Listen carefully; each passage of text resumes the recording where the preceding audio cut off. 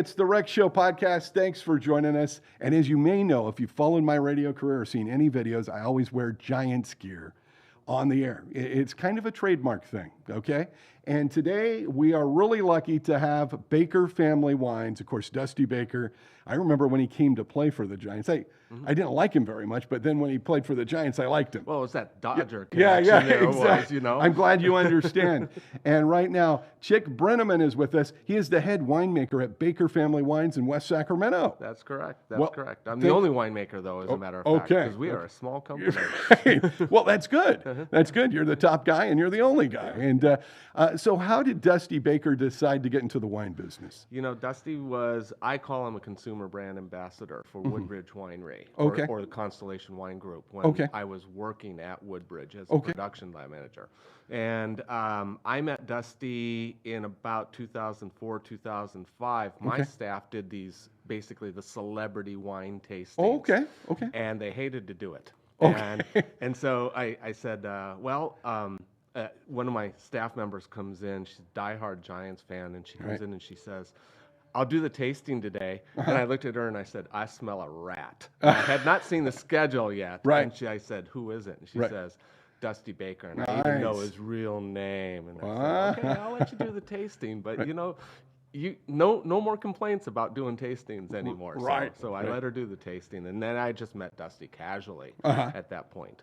And so a couple of years pass, and I had left Woodbridge, and I took a job managing the teaching and research winery at UC Davis. That's what I heard. I heard you were the guy. I got a phone call one day, and it was Dusty Baker. He wants to plant a vineyard on his property. Wow. And I said, "Why would you want to plant a vineyard?" And he says, "Well, because my insurance company won't let me put a bass pond on it." You know, he's a big outdoors guy. Right. And Seems like it, yeah. Wouldn't let him put because if the dam broke, his neighbors down wow. the hill Yeah. would get flooded out. And so I said, "Okay, all right, well, what do you want to plant?"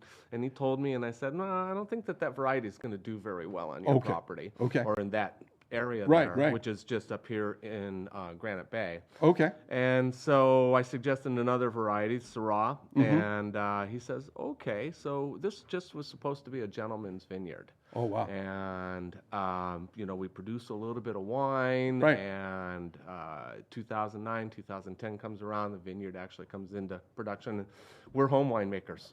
Well, right, yeah.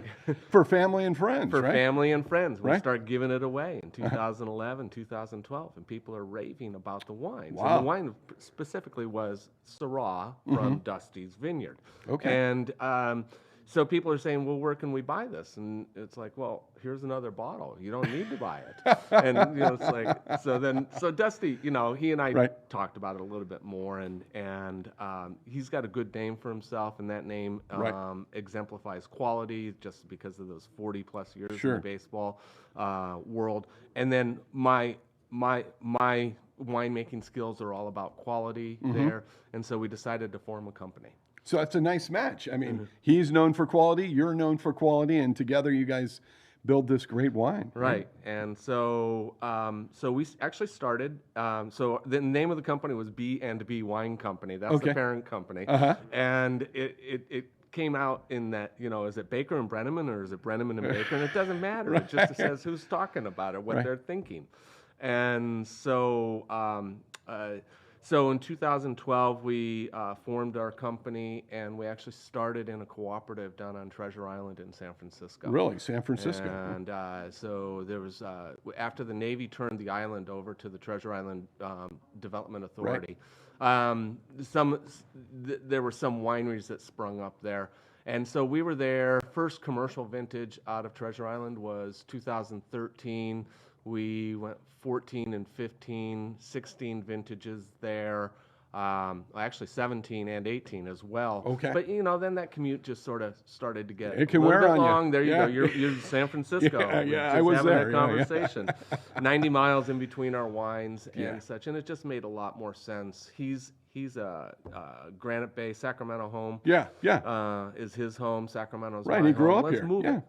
Let's move the company. So we started looking for space here in town, both in Sacramento and in West Sacramento, and it just seemed that we really hit on a space on Industrial Boulevard in West Sacramento. Well, that's kind of a growing, thriving area for what, beer and wine right now, right? Yeah, beer and wine.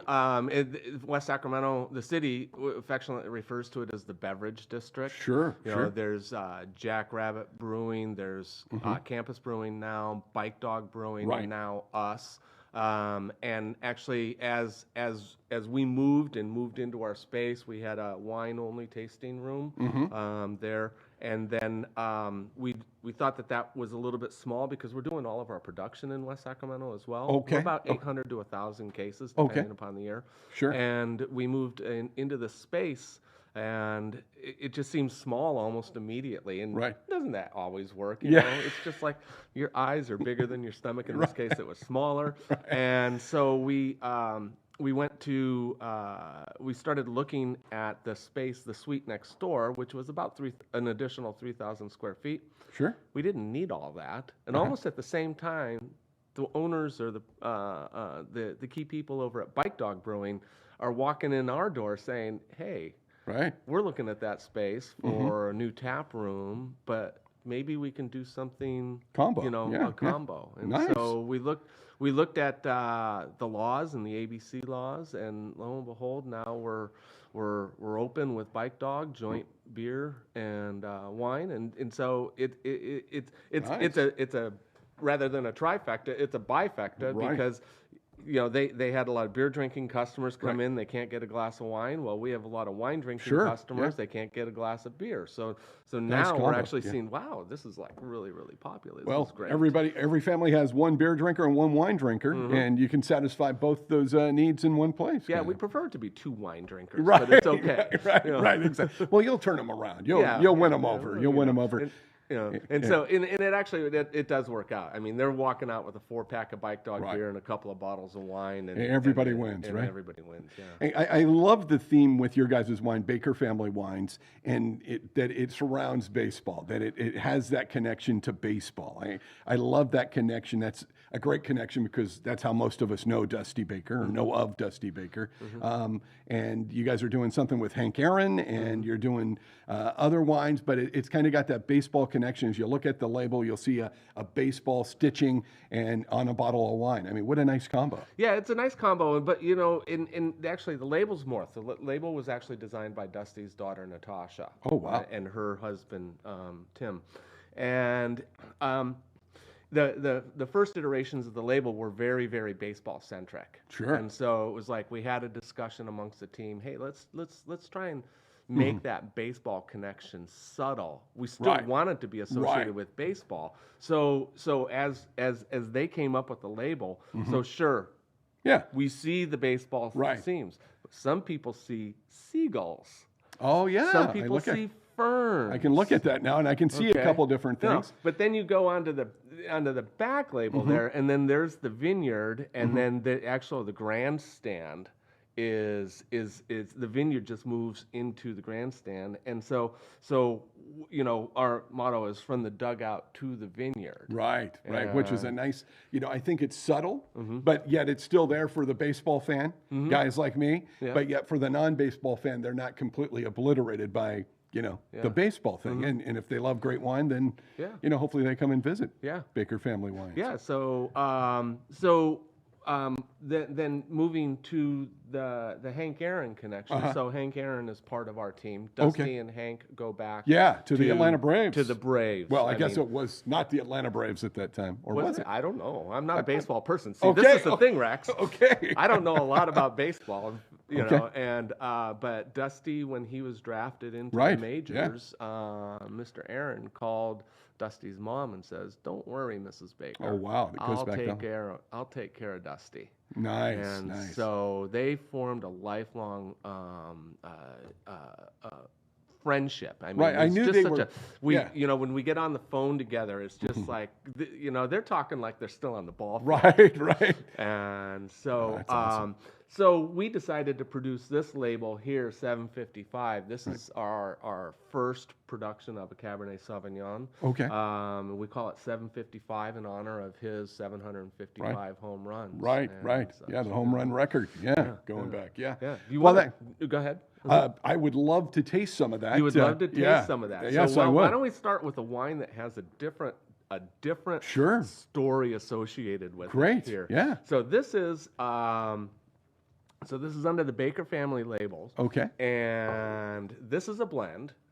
We work on a lot of varieties that that blend well and go well together with each other. And this happens to be a blend of Zinfandel and Syrah coming out of the North Coast and aptly named. Is that Mendocino or where is that coming out of? It's more Sonoma County. Sonoma Sonoma County. County. Okay. We call it Russian River Valley. Okay. But it's really in the Chalk Hill, so it's it's upslope. It's a little bit more volcanic soils. These vines struggle a little bit up there. But the reason that we had used Russian River is because when Dusty was on the East Coast with the Nationals, you had to describe where Chalk Hill was. People knew where the Russian River was. Right. So we just kept it. As far as that goes. So this is a blend of Syrah and Zinfandel. Okay. And when you work with blends, and blends are a big trend in the wine industry right now. And that's something that's kind of new, the blending of wines. I don't remember that always being the case. Yeah, well, you get a lot of vintage to vintage variation if you're going to do a variety specific or a vineyard designate. Right. The blend allows you to tweak various percentages to try and make them taste consistently over time. And so when I'm making these blends, I'm actually tasting the previous vintage blend and I'm trying to match it. So it's a small winery that's very, very tough to do. I mean, the big guys, the Constellation folks, the Gallo folks, they've got hundreds of thousands of gallons to pull from. Right. I've got 3,000 gallons. Right. And so we're always trying to play with that blend. So, but then you got to come up with a name. And so while we've always wanted to be subtle about the baseball kind of thing. Sure. Our proprietary white wine. This is a blend of Semillon and Sauvignon Blanc there. So that's that's pretty straightforward. Right. We were looking for something that would. We actually have a proprietary red wine as well, and we're actually looking for something that that was a different name because it's coming out of a different region, would have a different identity. Sure. And so we started looking at silly names that came out, like Home Run Red. Right. Okay. Right. And it's catchy. Right. But then when we started looking for other labels out there, believe it or not, somebody actually has one. Oh, no. Southern Oregon, of all places. Oh, really? Yeah. So it was like, okay. So my wife and I started looking at, we just went, not being a baseball person, I have to go, where do you go? The internet? Right. Google or whatever. Yeah. Oh, my God. You know? And so we said baseball terms. And so we're going down the list, and none of them were catchy. And then we get to the W's. That's how desperate we Oh, wow. You're going down that far. Down that far. And it says walk off. Ah, there you go. And I remember Dusty and I were in the vineyard one day, and we just sort of talk chit chat while we're pruning the vines together, and he says, I go, Dusty, what's a walk-off home run?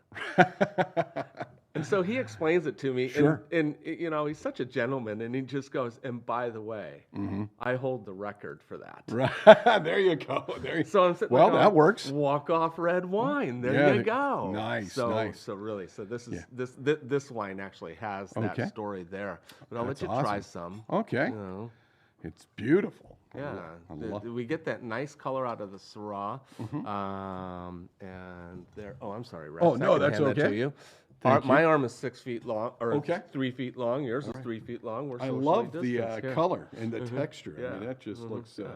Yeah. So this is, like I say, it's a blend of 47% Syrah, 53 Zin, and.